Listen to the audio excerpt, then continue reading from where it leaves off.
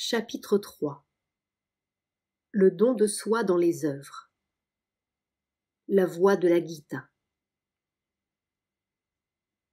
La vie, et pas seulement quelque lointain au-delà de la vie, silencieux et hautement extatique, est le champ de notre yoga.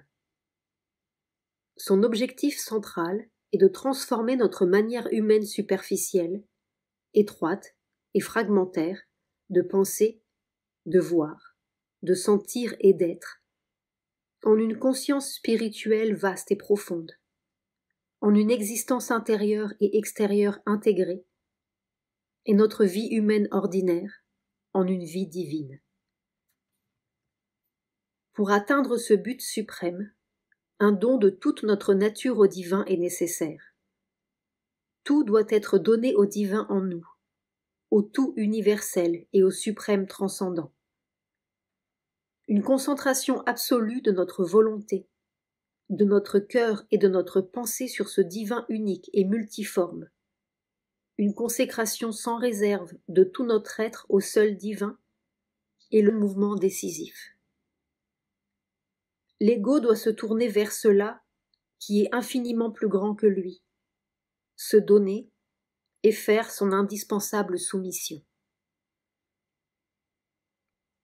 La vie de la créature humaine telle qu'elle est vécue d'ordinaire se compose d'une masse à moitié fixe, à moitié fluide de pensée, de perception, de sensations, d'émotions, de désirs et de jouissances très imparfaitement réglés, d'actes en grande partie habituels et répétitifs, qui ne sont que partiellement dynamiques et perfectibles. Et tout est centré autour d'un ego superficiel.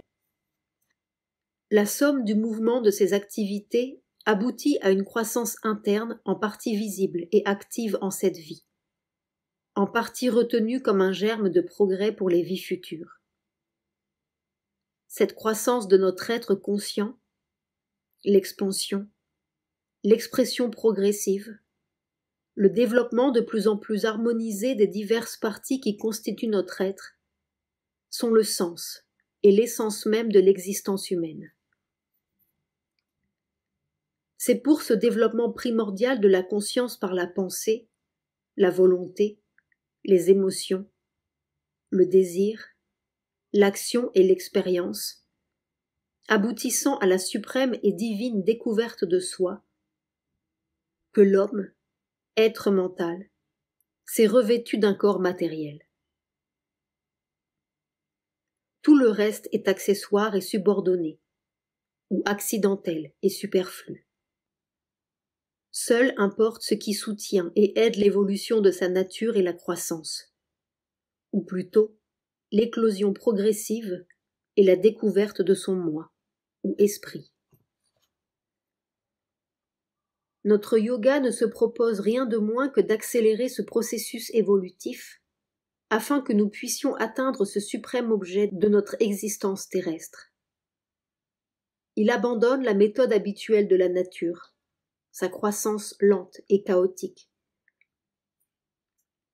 L'évolution naturelle, en effet, est au mieux une croissance incertaine et voilée qui s'accomplit en partie sous la pression du milieu, en partie par une éducation tâtonnante et des efforts bien intentionnés mais mal éclairés, en utilisant les circonstances d'une façon semi-automatique et assez obscure, avec beaucoup d'erreurs, de chutes et de rechutes, dont la majeure partie, apparemment, est faite d'accidents, de rencontres et de vicissitudes, mais qui voilent une intervention secrète, une direction divine. Le yoga remplace cette marche de crabe confuse et tortueuse par une évolution rapide, consciente, dirigée, où tout s'accorde pour nous mener aussi directement que possible vers le but fixé. En un sens, c'est peut-être une erreur de parler d'un but dans une progression qui pourrait bien être infinie. Cependant, nous pouvons concevoir un but immédiat, un prochain objectif qui dépasse nos réalisations actuelles et auquel l'âme humaine peut aspirer. La possibilité d'une nouvelle naissance s'offre à l'être humain. Une ascension vers un plan d'existence plus haut et plus vaste, et la possibilité aussi de faire descendre ce plan pour transformer toutes les parties de son être. Il peut atteindre à une conscience plus vaste, illuminée, qui fera de lui un esprit libéré et une force perfectionnée. Et si cette conscience s'étend au-delà de l'individu, elle pourrait façonner une humanité divine, voire une espèce humaine nouvelle, supramentale, et par conséquent surhumaine. C'est de cette nouvelle naissance que nous faisons notre but. Cette croissance en nous d'une conscience divine, cette conversion intégrale, non seulement de notre âme, mais de toutes les parties de notre nature en la divinité, est le sens même de notre yoga. Notre but dans le yoga est de bannir cet ego limité dont le regard est tourné vers le dehors, et de faire du divin le souverain habitant de notre nature. Et ceci implique, en premier lieu, de déshériter le désir et de ne plus accepter sa satisfaction comme la principale motivation humaine. Ce n'est pas dans le désir que la vie spirituelle puisera sa substance, mais dans la pure félicité spirituelle sans ego de l'existence essentielle. Et ce n'est pas seulement la nature vitale toute faite de désir, mais l'être mental qui, lui aussi, devra connaître une nouvelle naissance et un changement transfigurateur. Notre pensée et notre intelligence, divisées, égocentriques, limitées, ignorantes, devront disparaître. À leur place, s'écouleront en nous les courants universels d'une illumination divine infaillible et sans ombre, qui se transmuera finalement en une conscience de vérité naturelle, existant en soi, libre des demi-vérités tâtonnantes, des erreurs, des trébuchements. Notre volonté et notre action confuse, maladroite, égocentrique, ne visant jamais très haut, devront également disparaître. À leur place, viendra l'action totale d'une force rapide et puissante, lucide, automatique, divinement mue et divinement guidée. Une volonté suprême et impersonnelle qui n'hésite point ni ne trébuche, spontanément et limpidement à l'unisson de la volonté divine, doit s'implanter et dynamiser toute action. Le jeu superficiel et si peu satisfaisant de nos faibles émotions égoïstes doit être éliminé, et à leur place doit se révéler le cœur psychique secret, profond et vaste en nous, qui attend son heure derrière les émotions de l'ego.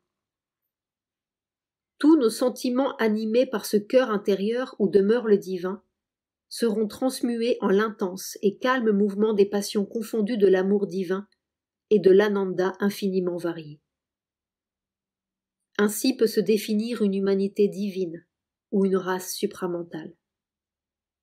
C'est cela, et non quelque exaltation, ou même sublimation, du pouvoir de l'intelligence et des activités humaines, qui, à nos yeux, constitue le surhomme que nous nous sentons appelés à faire évoluer par notre yoga.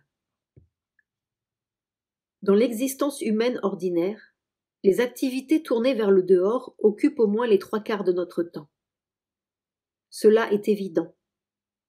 Seuls quelques êtres d'exception, saints et voyants, de rares penseurs, poètes ou artistes, peuvent vivre davantage en eux-mêmes. Ceux-là, du moins en les parties les plus profondes de leur nature, se modèlent sur la pensée et les sentiments intérieurs plus que sur les actes de surface. Mais ni les uns ni les autres ne créeront séparément la forme d'une existence parfaite. Au contraire, cela pourra se faire par une harmonisation de la vie intérieure et de la vie extérieure, unies dans leur plénitude réciproque et transfigurées en le jeu de quelque chose qu'elles masquent. Un yoga des œuvres, une union avec le divin dans notre volonté et dans nos actes, et pas seulement dans la connaissance et dans les sentiments, est donc un élément indispensable et absolument fondamentale d'un yoga intégral. La conversion de notre pensée et de nos sentiments sans une conversion correspondante de l'esprit et du corps de nos œuvres serait un accomplissement tronqué. Mais pour que cette conversion totale puisse se faire, il faut que nos actions et nos mouvements extérieurs, autant que notre mental et notre cœur, soient consacrés au divin. Il faut accepter et remettre progressivement nos capacités de travail entre les mains d'un pouvoir plus grand à l'arrière-plan. Notre sentiment d'être les auteurs et les acteurs de notre vie doit disparaître. Tout doit être offert afin que tout puisse être utilisé plus directement par la volonté divine cachée derrière les apparences. Car seul le consentement de cette volonté rend notre action possible.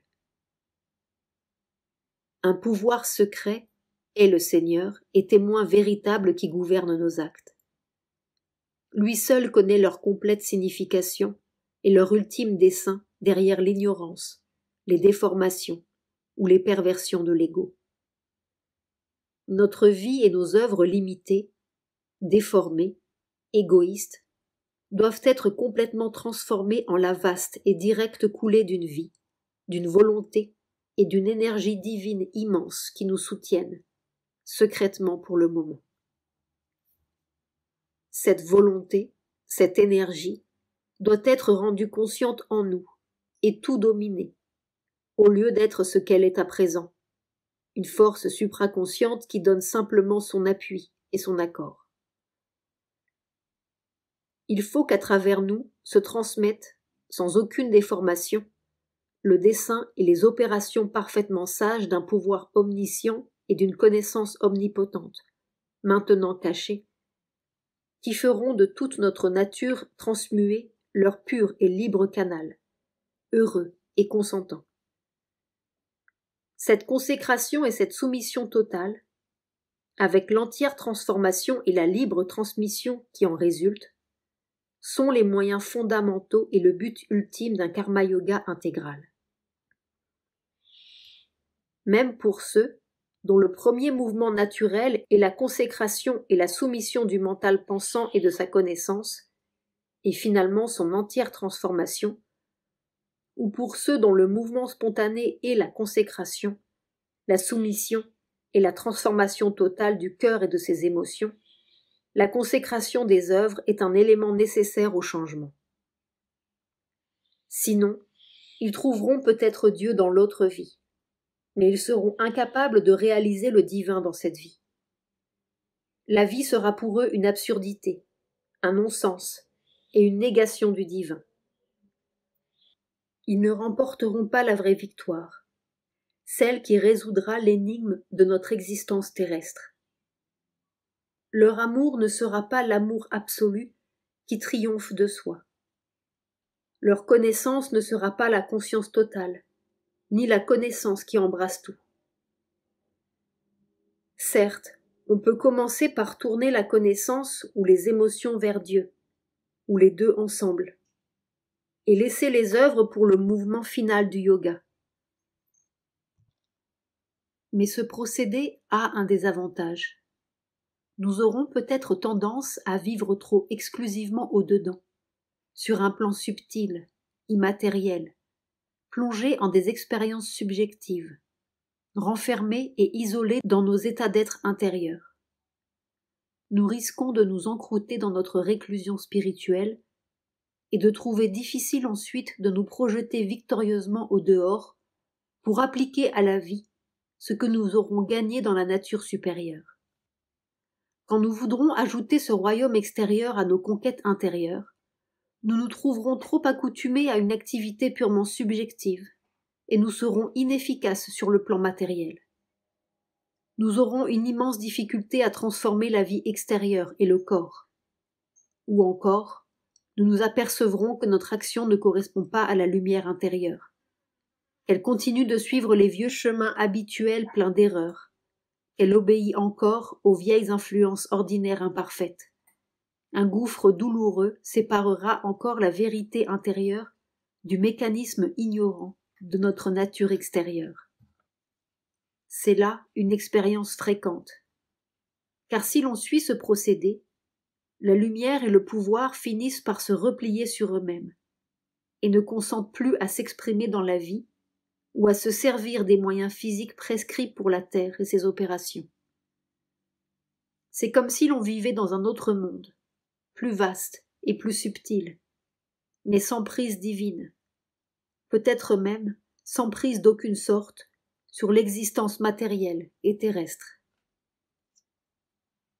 Cependant, chacun doit suivre sa nature, et il y a toujours des difficultés qu'il faut accepter provisoirement si l'on veut suivre le chemin qui nous est naturel.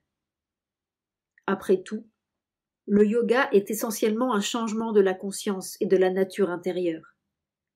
Et si l'équilibre des différentes parties de notre être est tel que ce changement ne puisse se faire qu'en partant d'un certain exclusivisme et en laissant le reste pour plus tard, nous devons accepter l'imperfection apparente du procédé.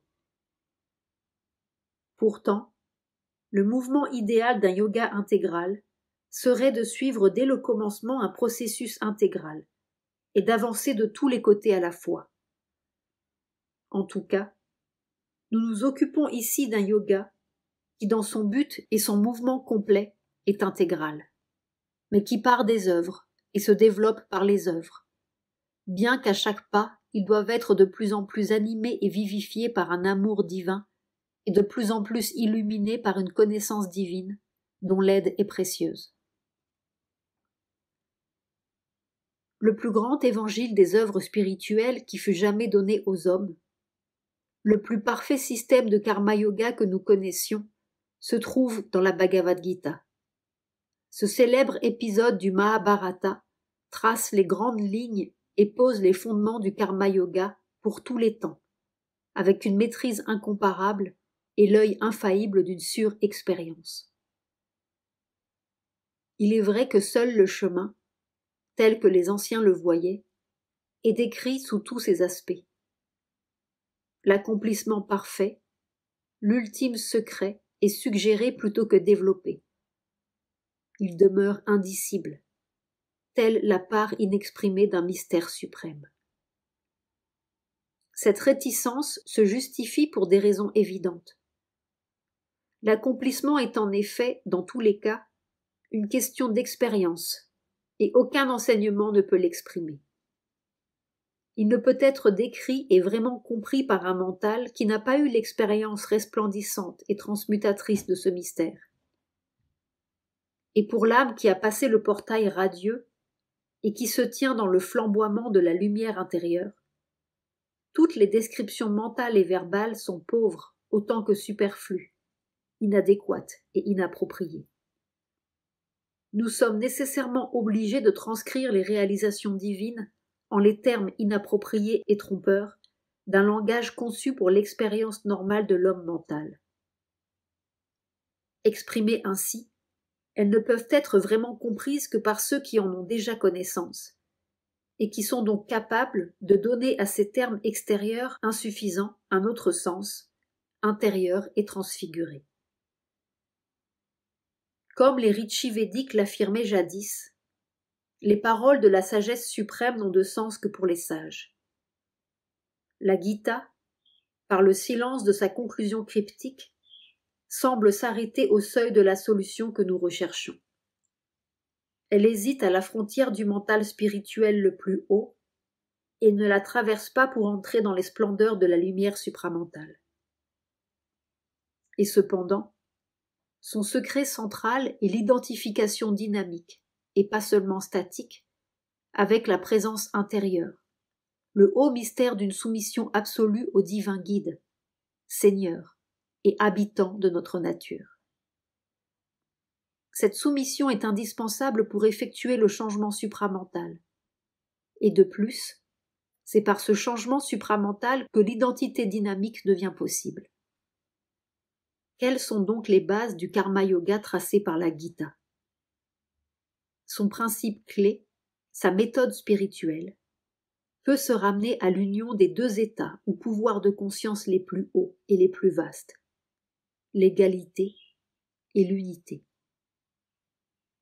Le fond de sa méthode est une acceptation sans réserve du divin dans notre vie, autant que dans notre moi intérieur et notre esprit. Le renoncement intérieur à tout désir personnel conduit à l'égalité, engendre notre soumission totale au divin, soutient notre délivrance de l'ego diviseur, ce qui nous apporte l'unité. Mais ce doit être une unité dans la force dynamique, et pas seulement dans la paix statique ou la béatitude inactive. La Gita nous promet la libération de l'esprit au milieu même des œuvres et au cœur des énergies de la nature, si nous acceptons de soumettre tout notre être à cela, qui est supérieur à l'ego, séparateur et limitatif. Elle propose une activité intégrale et dynamique, fondée sur une passivité inébranlable. Une action aussi large que possible, irrévocablement ancrée dans un calme immuable, tel est son secret. Une libre expression née d'un silence intérieur absolu. Tout ici-bas est l'unique et indivisible Brahman, éternel, transcendant et cosmique, qui, en son apparence, est divisé en choses et en créatures. En apparence seulement, car en vérité il est toujours unique et égal en toutes choses et en toute créature. La division n'est qu'un phénomène de surface. Aussi longtemps que nous vivons dans l'apparence ignorante, nous sommes l'ego et nous sommes soumis aux modes de la nature, c'est-à-dire les gunas ou qualités fondamentales de la nature qui entrant dans la composition de toute chose et de tout être. Tamas, le principe d'inertie, Rajas, le principe cinétique d'action et de mouvement, Sattva, le principe de lumière, d'équilibre et d'harmonie. Esclaves des apparences, liés par les dualités, ballottés entre le bien et le mal, le péché et la vertu, la peine et la joie, la douleur et le plaisir, la bonne et la mauvaise fortune, le succès et l'insuccès, nous tournons irrémédiablement dans le cercle de fer, ou d'or et de fer, entraînés par la roue de Maya. Au mieux, nous avons seulement la pauvre liberté relative que, dans notre ignorance, nous appelons libre arbitre. Mais c'est une illusion fondamentale, puisque ce sont les modes de la nature qui s'expriment à travers notre volonté personnelle. C'est la force de la nature qui se saisit de nous, sans que nous puissions la saisir, et qui détermine ce que nous allons vouloir et comment nous allons le vouloir. La nature, et non un ego indépendant, choisit pour nous à chaque instant de notre existence le but que nous allons poursuivre par une volonté raisonnée ou une impulsion irréfléchie. Si, au contraire, nous vivons dans la réalité unificatrice du Brahman, nous passons au-delà de l'ego et au-dessus de la nature. Car alors, nous retournons à notre vrai moi et redevenons l'esprit. En l'esprit, nous sommes au-dessus de l'impulsion de la nature, supérieurs à ses modes et à ses forces. En atteignant à une parfaite égalité dans notre âme, notre mental et notre cœur, nous réalisons notre vrai moi d'unité qui est un avec tous les êtres, et un aussi avec ce qui s'exprime en eux et dans tout ce que nous voyons et dont nous faisons l'expérience. Cette égalité et cette unité sont les doubles fondations indispensables pour édifier un être divin, une conscience et une action divine. Si nous ne sommes pas un avec tout, nous ne sommes ni spirituels, ni divins. Si nous n'avons pas une parfaite égalité d'âme en face de toute chose, tout événement et toute créature, nous ne pouvons pas voir spirituellement, nous ne pouvons pas savoir divinement, ni éprouver des sentiments divins pour autrui. Le pouvoir suprême, l'unique éternel et infini, est égal pour toutes les choses et tous les êtres.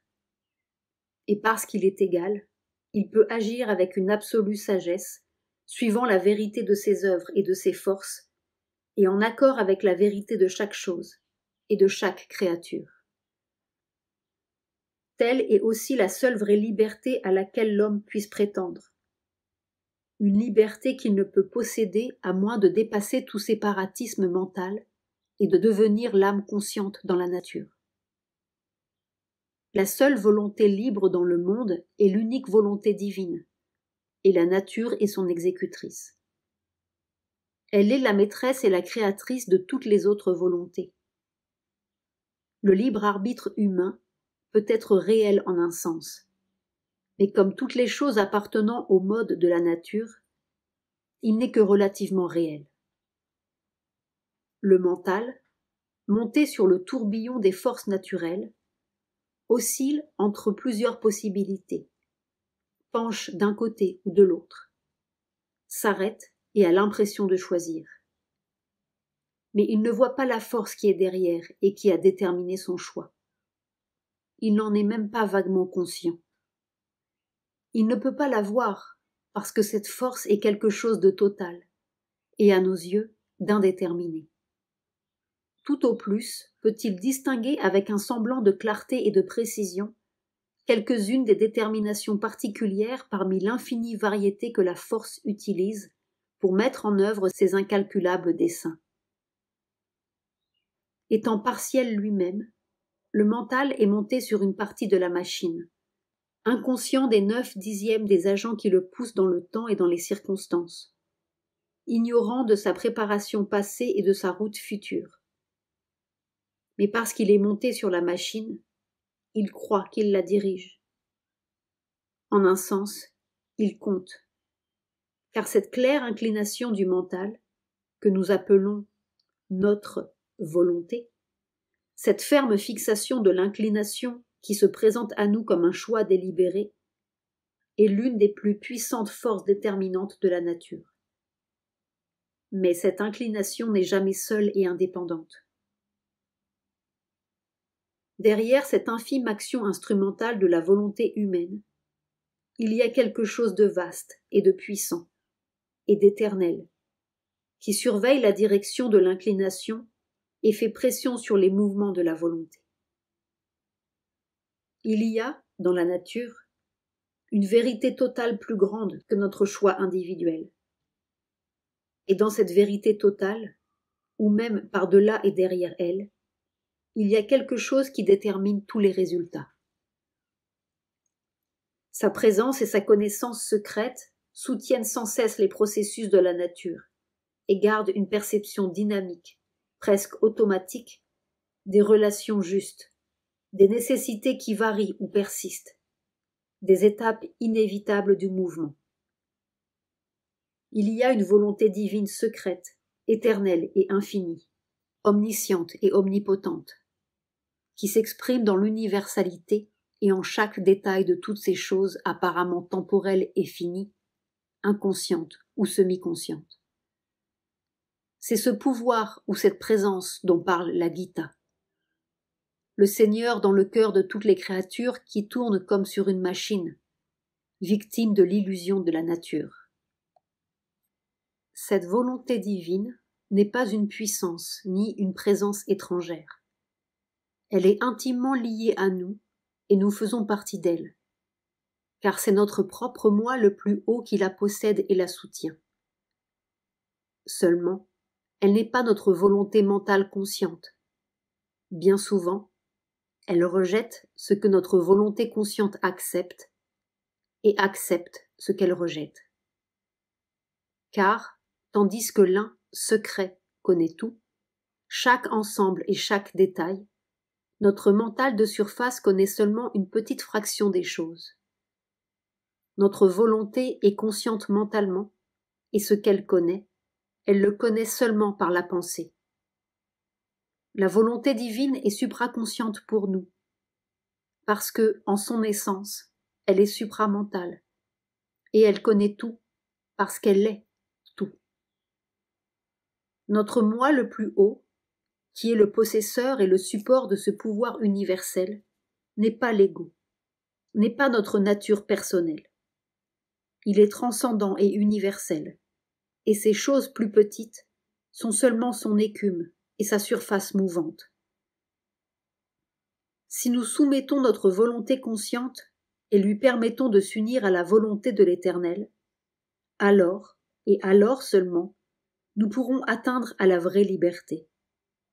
Vivant dans la liberté divine, nous ne nous accrocherons plus à ce prétendu libre arbitre enchaîné, cette ignorante liberté de pantin, illusoire et relative, liée à l'erreur de ses petits mobiles vitaux et de ses représentations mentales inadéquates.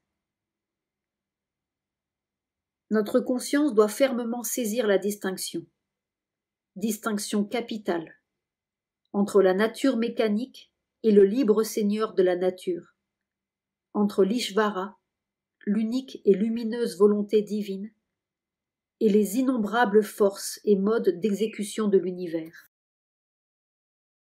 La nature, non pas telle qu'elle est en sa vérité divine, pouvoir conscient de l'Éternel, mais telle qu'elle nous apparaît dans l'ignorance, est une force exécutrice qui suit un processus mécanique et sans intelligence consciente. C'est du moins notre expérience, bien que toutes ses œuvres soient imprégnées d'une intelligence absolue. Elle ne gouverne pas elle-même, mais elle est tout imprégnée d'un pouvoir conscient de lui-même qui possède une maîtrise infinie. Ce pouvoir est la Shakti de l'Ishvara, consciente et divine, la mère transcendante et universelle.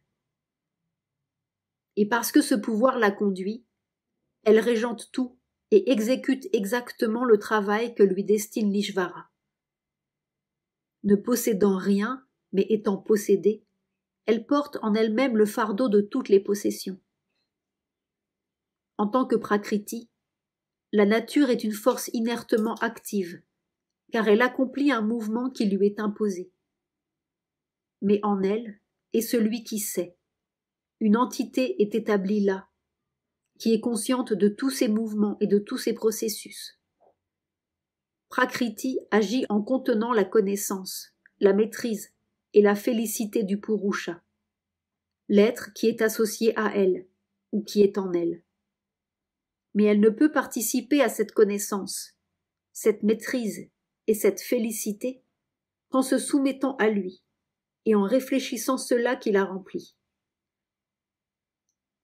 Purusha connaît et il est immobile, inactif. Il contient l'action de Prakriti dans sa conscience et dans sa connaissance, et il y trouve sa joie. Il donne sa sanction aux œuvres de Prakriti, et pour lui plaire, elle exécute ce qu'il a décrété. Purusha lui-même n'exécute pas. Il soutient Prakriti dans son action et lui permet d'exprimer, sous forme d'énergie, de processus et de formes résultantes, ce qu'il a perçu dans sa connaissance. Telle est la distinction tracée par le Samkhya. Et bien qu'elle ne résume pas l'absolue vérité, ni certainement la plus haute vérité du Purusha et de la Prakriti, elle représente cependant une connaissance pratique indispensable, valable dans l'hémisphère inférieur de l'existence. Samkhya, fondé aux environs du VIe siècle avant Jésus-Christ par le sage Kapila, ce système philosophique et spirituel donne une analyse détaillée de la nature et de la conscience, Prakriti et Purusha, et cherche à opérer leur dissociation afin d'arriver à la libération. L'âme individuelle, l'être conscient dans une forme, peut s'identifier au Purusha qui jouit de l'expérience, ou à la Prakriti qui agit. S'il s'identifie à Prakriti, il n'est pas celui qui gouverne, qui possède et qui sait, mais il réfléchit les modes et les travaux de Prakriti. Par son identification, il épouse la suggestion et l'action mécanique qui la caractérise. En s'immergeant complètement en Prakriti, l'âme devient même inconsciente ou subconsciente. Elle s'endort dans les formes de Prakriti comme dans la terre et dans le métal, ou est presque endormie, comme dans la vie végétale. Dans cette inconscience, elle est soumise à la domination de tamas, le principe ou pouvoir, ou mode qualitatif de l'obscurité et de l'inertie. Sattva et rajas sont là aussi, mais cachés sous l'épaisse couche de tamas. Émergeant à la conscience qui est sa nature propre, mais sans être encore vraiment conscient, car la domination de tamas reste trop grande dans sa nature, l'être revêtu d'un corps est de plus en plus soumis à rajas, le principe, ou pouvoir, ou mode qualitatif de l'action et de la passion, poussé par le désir et par l'instinct. Ainsi se forme et se développe la nature animale dotée d'une conscience étroite, d'une intelligence rudimentaire, d'habitudes et d'impulsions vitales rajaso-tamasiques. Émergeant davantage encore de la grande inconscience vers l'état spirituel, l'être incarné libère le sattva, le mode de la lumière, et acquiert une liberté, une maîtrise et une connaissance relative qui lui donne un certain sens, restreint et conditionné, de la satisfaction et du bonheur intérieur. L'homme, être mental dans un corps physique, devrait posséder cette nature sattvique. Mais ce n'est le cas que chez de rares individus parmi la multitude des corps doués d'une âme. Il porte encore en lui trop d'obscure inertie terrienne, trop de force vitale animale ignorante et trouble pour être une âme de lumière et de béatitude, ou même simplement un mental doué d'une volonté et d'une connaissance harmonieuse. Avec l'homme commence l'ascension vers la vraie nature du Purusha. Libre, maître, qui possède et qui sait. Mais cette ascension est encore incomplète, entravée, et souvent frappée d'échecs. Car dans l'expérience humaine terrestre, ces modes sont relatifs. Aucun ne donne des résultats simples et absolus. Tous sont mélangés, et nulle part, en aucun d'eux, l'action d'un mode particulier ne se manifeste dans sa toute pureté. C'est leur interaction confuse et inconstante qui détermine les expériences de la conscience humaine égoïste, oscillant dans l'équilibre incertain de la nature. Le signe de l'immersion de l'âme en prakriti est une conscience limitée à l'ego.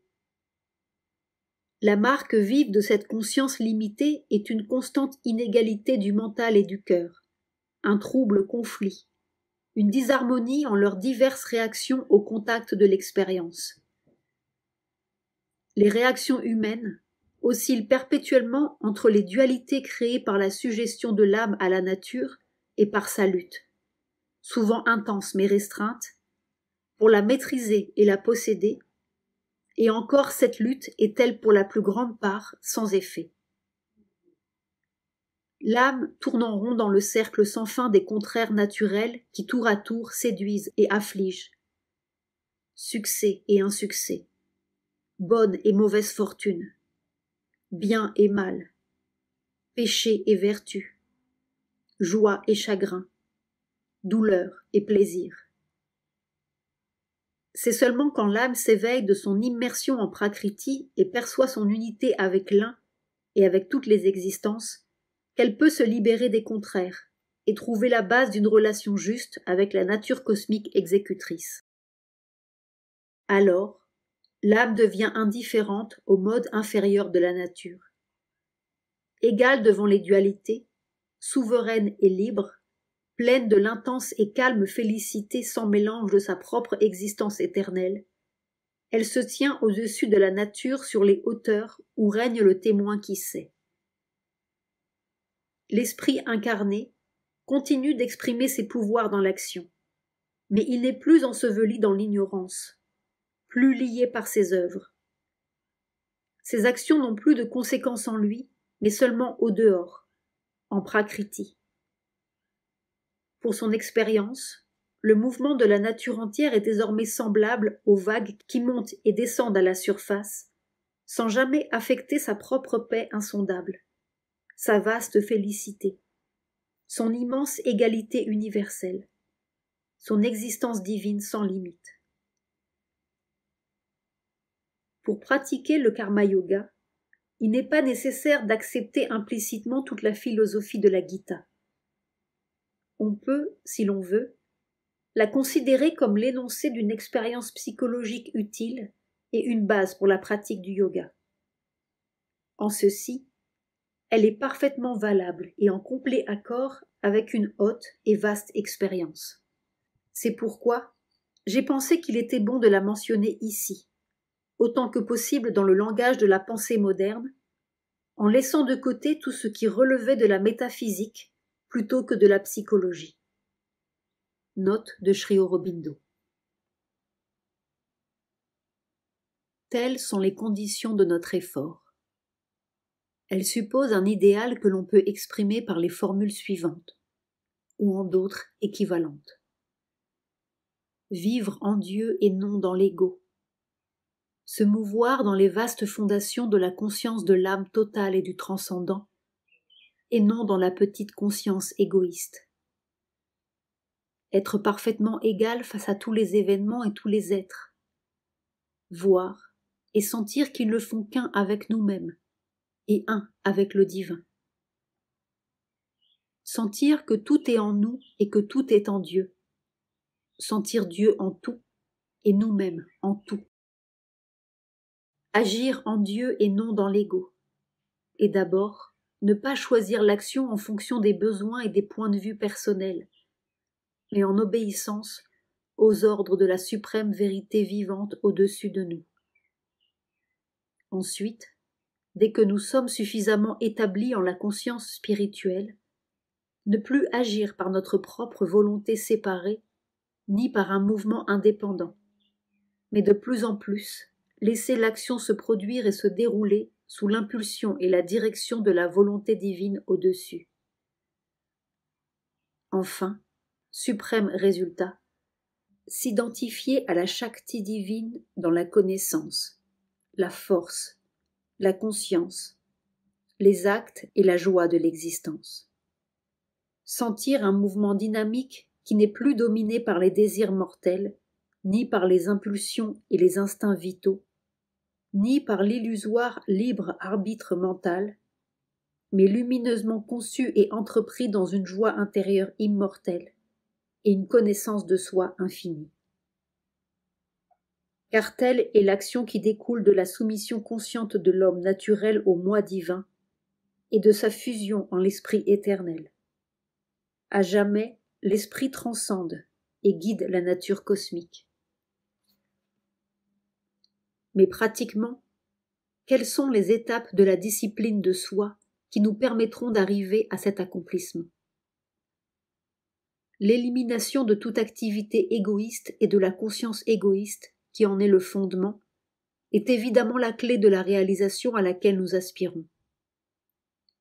Et puisque, sur le chemin des œuvres, l'action est le nœud qu'il faut défaire en premier, nous devons nous efforcer de le défaire en son point central, dans le désir et dans l'ego. Autrement, nous couperions seulement quelques fils isolés, sans trancher notre esclavage dans le vif. Le désir et le sens de l'ego sont les deux nœuds qui nous assujettissent à la nature ignorante et divisée. Le désir a sa demeure naturelle dans les émotions, les sensations et les instincts. C'est de là qu'il affecte la pensée et la volition. Certes, le sens de l'ego vit dans ses mouvements, mais ses racines profondes sont dans le mental pensant et dans la volonté mentale. C'est là qu'il devient pleinement conscient de lui-même. Tels sont les deux obscurs pouvoirs jumeaux de l'ignorance obsédante et vaste comme le monde, que nous devons mettre au jour et éliminer. Dans le domaine de l'action, le désir revêt de nombreuses formes, mais la plus puissante de toutes est la soif ou la poursuite du fruit de nos œuvres par le moi vital. Le fruit que nous convoitons peut être la récompense d'un plaisir intérieur. Ce peut être aussi l'accomplissement de quelque idée préférée ou de quelque volonté choyée, ou la satisfaction d'émotions égoïstes, ou encore la fierté du succès de nos ambitions et de nos espoirs les plus hauts. ou bien ce peut être une récompense extérieure et tout à fait matérielle. Richesse, position, honneur, victoire, bonne fortune, ou n'importe quelle autre satisfaction du désir vital ou physique. Mais tous ces fruits sont également des pièges par lesquels l'égoïsme nous tient. Ces satisfactions nous trompent toujours, parce qu'elles nous donnent une impression de maîtrise et une idée de liberté, alors qu'en réalité, nous sommes attelés et conduits, éperonnés, fouettés, par quelque image grossière ou subtile, noble ou ignoble, du désir aveugle qui gouverne le monde.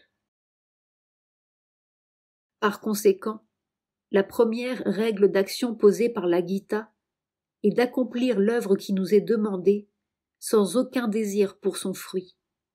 Nikshkama karma.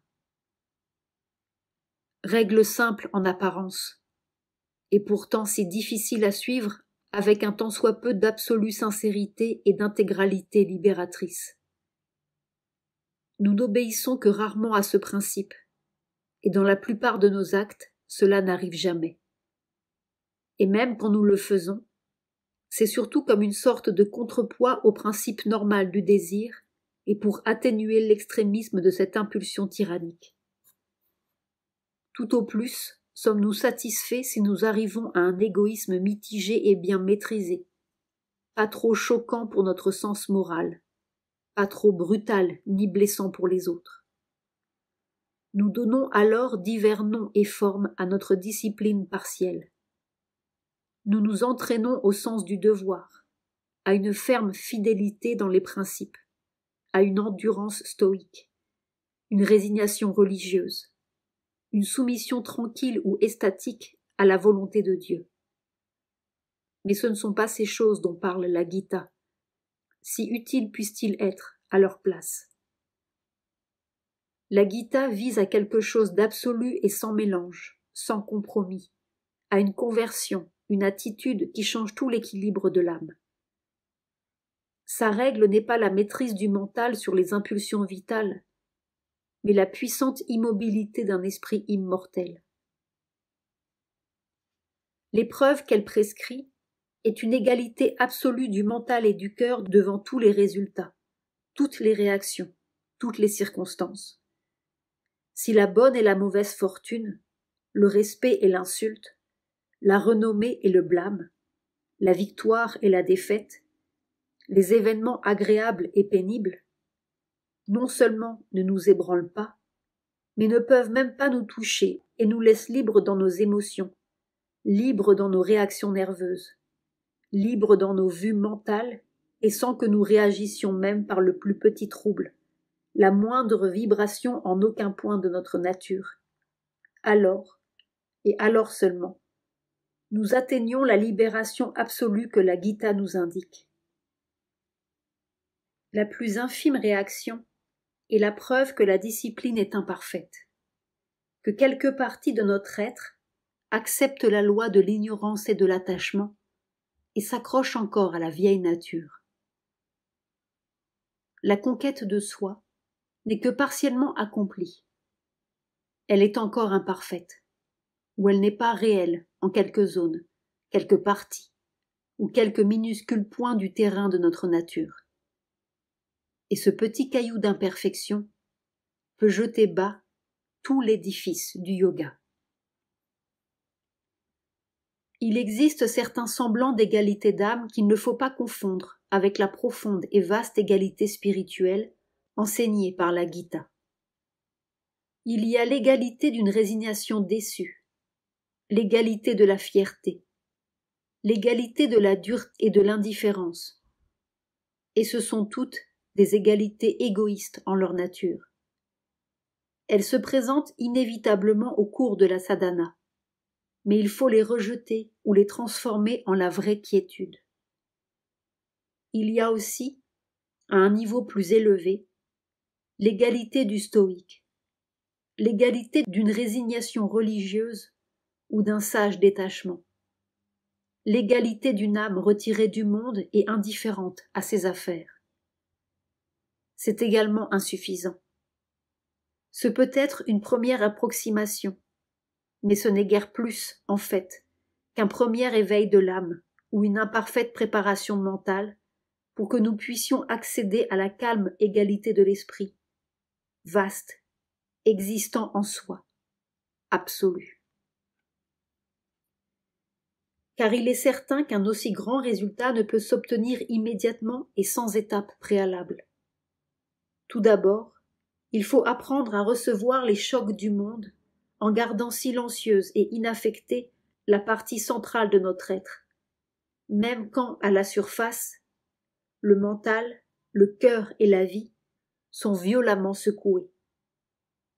Inébranlables sur ce roc fondamental de notre vie, nous devons séparer des actions extérieures de notre nature l'âme qui observe par derrière, ou qui reste dans l'immunité des profondeurs au-dedans. Ensuite, étendant aux instruments le calme et la stabilité de l'âme détachée, il deviendra possible peu à peu de faire rayonner la paix depuis le centre lumineux jusqu'à la périphérie plus sombre. Au cours de ce processus, nous pouvons recourir à des aides passagères et traverser de nombreuses phases mineures. Un certain stoïcisme, une calme philosophie, une certaine exaltation religieuse peuvent nous aider à nous approcher davantage de notre but. Nous pouvons même faire appel à certains pouvoirs de notre nature mentale, moins forts et moins exaltés, mais utiles cependant. Mais finalement, il faudra abandonner ces aides ou les transformer pour arriver à une égalité complète, à une paix intérieure parfaite et existant en soi, ou même, si nous le pouvons, à une félicité ayant sa source en soi, totale, inattaquable, spontanée, dans toutes les parties de notre être. Mais alors, comment continuerons-nous à agir ? D'ordinaire, en effet, l'être humain agit parce qu'il a un désir ou parce qu'il sent un manque ou un besoin mental, vital ou physique. Il est mu par les besoins du corps, par la convoitise des richesses et des honneurs ou de la renommée, par la soif des satisfactions personnelles du mental ou du cœur, ou par le désir qui le pousse à rechercher le pouvoir et le plaisir. Il peut aussi être saisi et poussé par un besoin moral, ou du moins par le besoin ou le désir de faire triompher dans le monde ses idées ou son idéal, sa volonté, son parti, son pays, ses dieux. Si aucun de ces désirs, ou nul désir, ne doit être le ressort de notre action, il semble que toute force motrice, tout mobile nous soit enlevé, et que l'action même doive nécessairement cesser. La Gita nous répond par son troisième grand secret de la vie divine. L'action doit être faite dans une conscience de plus en plus tournée vers Dieu et finalement possédée par Dieu. Nos œuvres doivent être un sacrifice au divin et ultimement la soumission de tout notre être, notre mental, notre volonté, notre cœur, nos sens, notre vie et notre corps à l'un, doit faire de l'amour de Dieu et du service de Dieu notre seule motivation. Cette transformation de la force motrice des œuvres et de leur caractère même est vraiment l'idée maîtresse de la Gita. C'est le fondement de sa synthèse unique des œuvres, de l'amour et de la connaissance. En fin de compte, ce n'est plus le désir, mais la volonté de l'Éternel, consciemment perçue, qui demeure le seul guide de notre action et la seule source de notre initiative.